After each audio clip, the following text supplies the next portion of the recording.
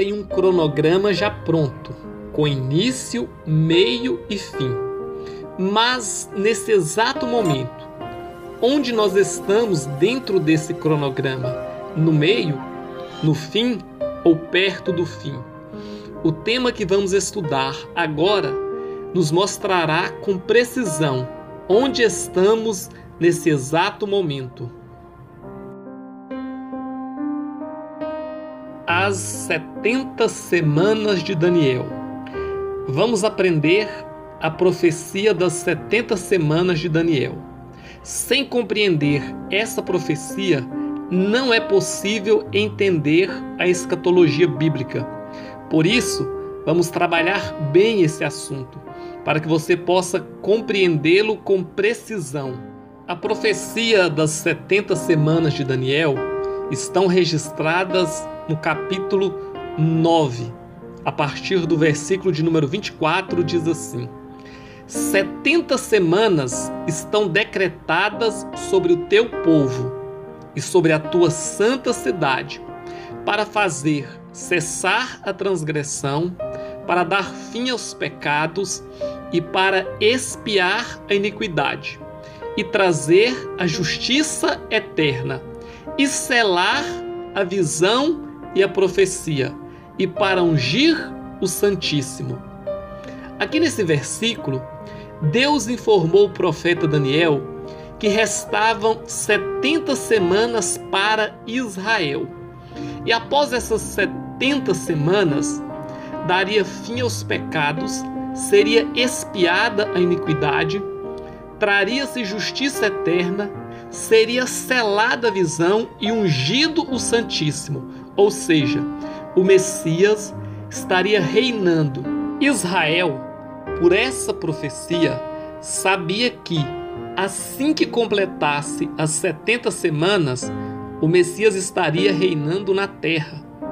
Bastava saber a partir de quando as 70 semanas começariam a ser contadas e pronto.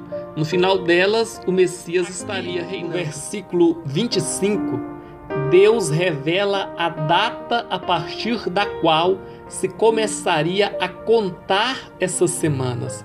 Seria a partir da ordem para restaurar Jerusalém. Vejamos o que diz o versículo.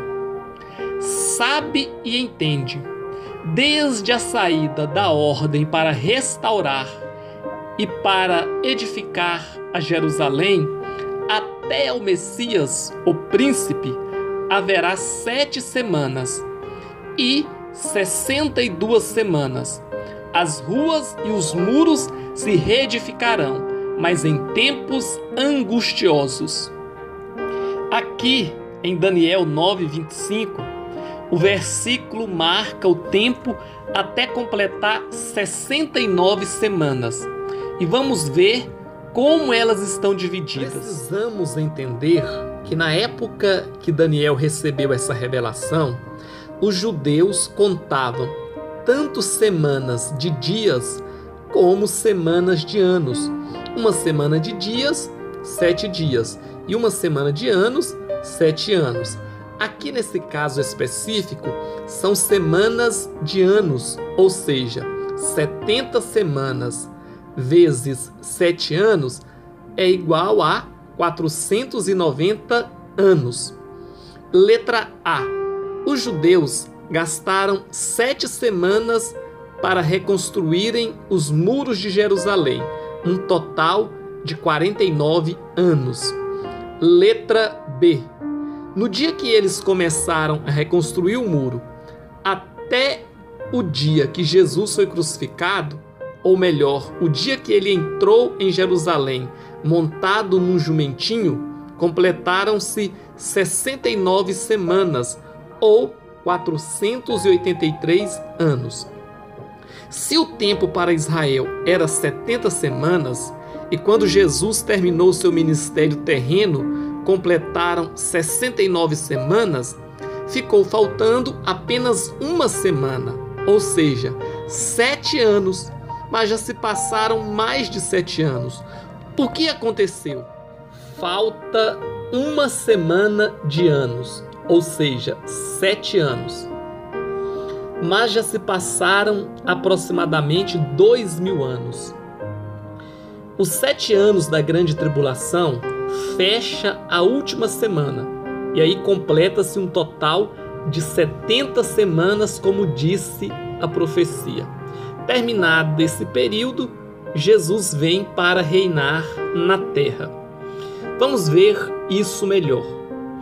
Quando Jesus entrou em Jerusalém, montado no jumentinho, completam-se 69 semanas de anos. E fica faltando apenas uma semana, ou seja, 7 anos. Mas já se passaram aproximadamente 2000 anos desde que isso aconteceu, e a profecia diz que seria apenas 7 anos. Vejamos o que aconteceu. Primeiro, os 7 anos que faltam são 7 anos da grande tribulação, e só após eles é que se fecham as 70 semanas e Jesus vem para reinar na terra e cumprir o que está escrito em Daniel 9, 24 e 25. Entre as 69ª e a 70ª semana, Deus abriu um parênteses na contagem do tempo, chamado de Tempo da Graça. Parou de contar o tempo para Israel. É o intervalo de tempo entre as semanas, conhecido como Tempo da Graça, Tempo dos Gentios ou Tempo da Igreja. A explicação por se ter passado tanto tempo e a profecia não ter se cumprido é que a profecia é para Israel.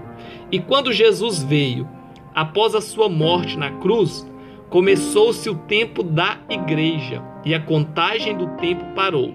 E só será reiniciada após a igreja ser tirada no arrebatamento. A igreja entrou, Israel saiu.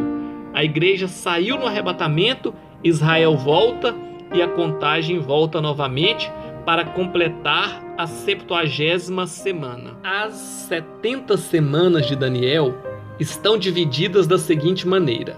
Elas começam a sua contagem a partir do decreto para a reconstrução dos muros de Jerusalém e completam 69 semanas quando Jesus entra montado em um jumentinho em Jerusalém.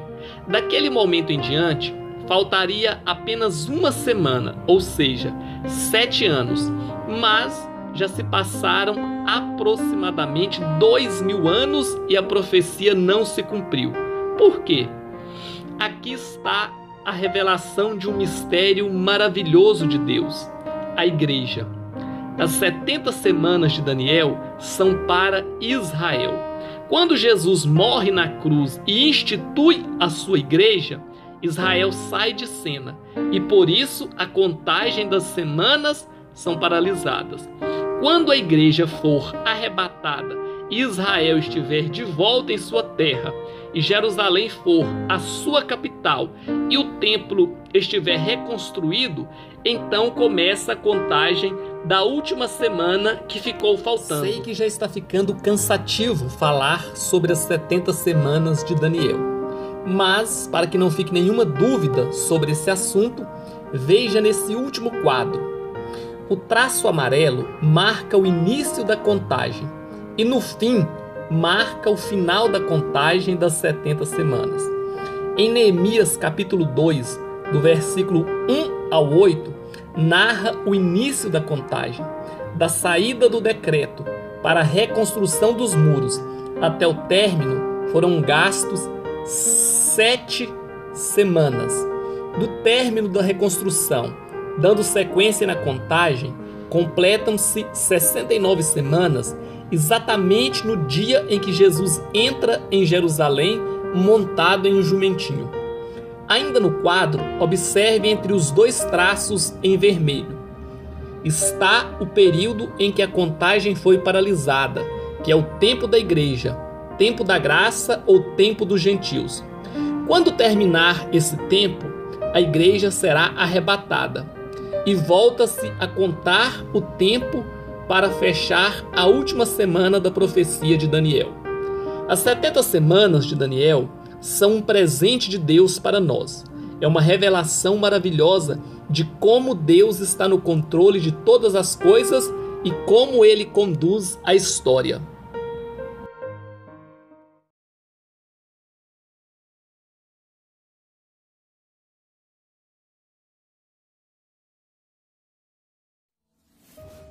Estado intermediário da alma.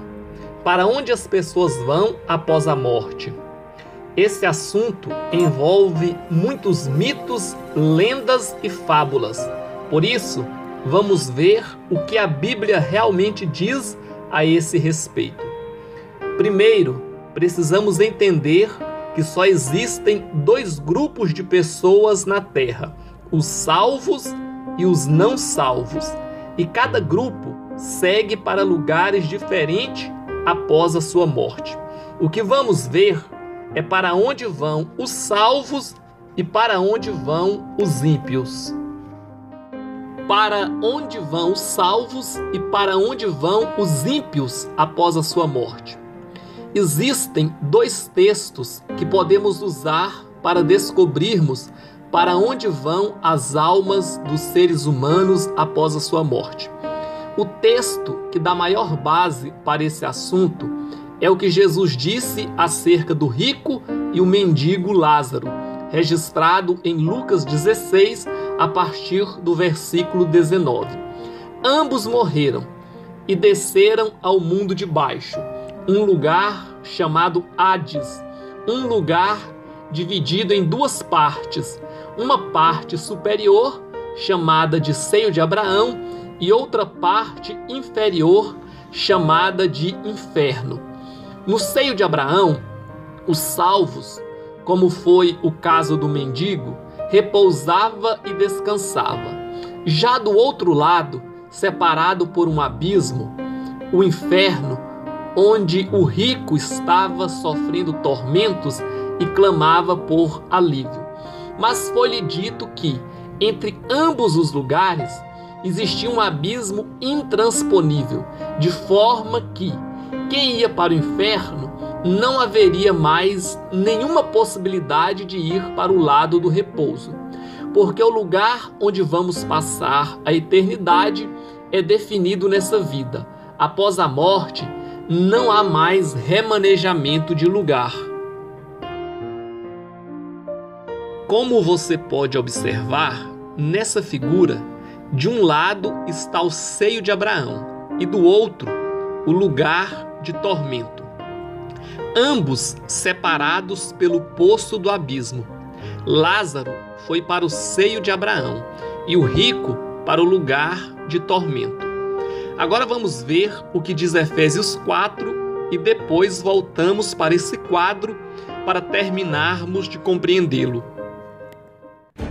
Efésios capítulo 4, versículo 8 a 12, está escrito: Por isso diz, subindo ao alto, levou cativo o cativeiro e deu dons aos homens.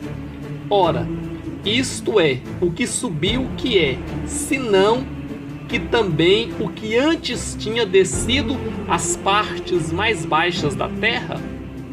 Aquele que desceu é também o mesmo que subiu acima de todos os céus, para cumprir todas as coisas.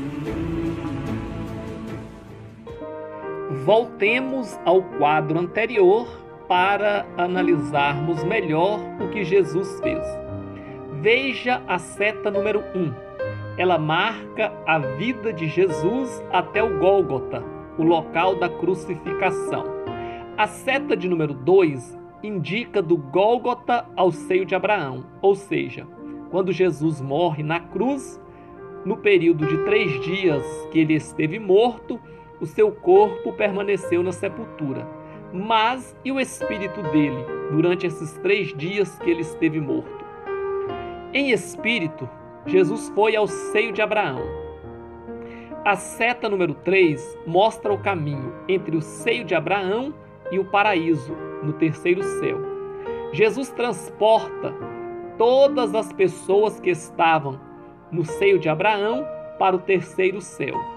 A seta número 4 mostra o percurso que Jesus fez em espírito do paraíso ao túmulo onde o seu corpo estava. E então ele ressuscita. Espírito, alma e corpo se unem novamente. E agora, em um corpo ressuscitado, Jesus aparece a muitos por um período de 40 dias. E na quinta seta, você vê o percurso de Jesus de volta ao céu. Uma observação não pouco importante é que Jesus voltou para o céu em um corpo ressuscitado.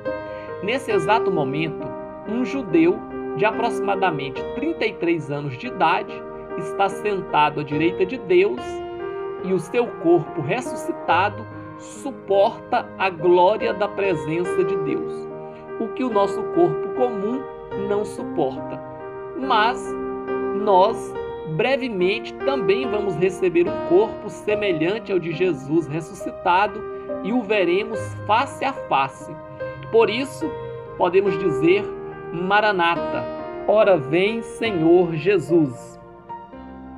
Só recapitulando, depois que Jesus morreu na cruz, ele desceu nas partes mais baixas da terra e transportou de lugar o seio de Abraão, levando-o para o terceiro céu, para o paraíso.